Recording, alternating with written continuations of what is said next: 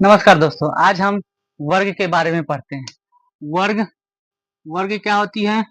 वर्ग की ये भुजा होती, ये वर्ग की ये आकृति होती है। वर्ग इस प्रकार का होता है। तो वर्ग कहते किसको है?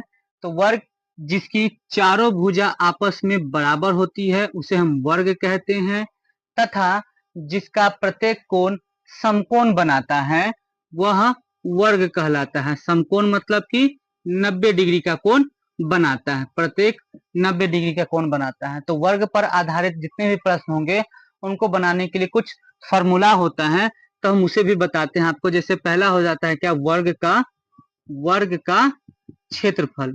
वर्ग का क्षेत्रफल निकालने का फॉर्मूला होता है भुजा गुना भुजा, मतलब भुजा का स्क्वायर, भुजा स्क्वायर, ये फॉर्मूला हो जाता है। फिर दूसरा फॉर्मूला होता है वर्ग का वर्ग का होता है परिमिति, वर्ग की परिमिति।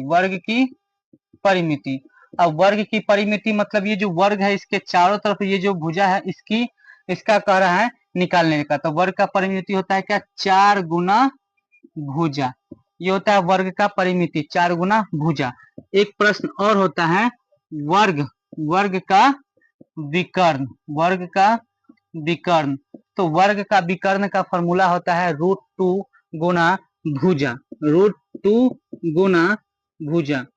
ये हो जाता है वर्ग के आधारित कुछ फॉर्मूला होता है जिसे जानना बहुत जरूरी होता है।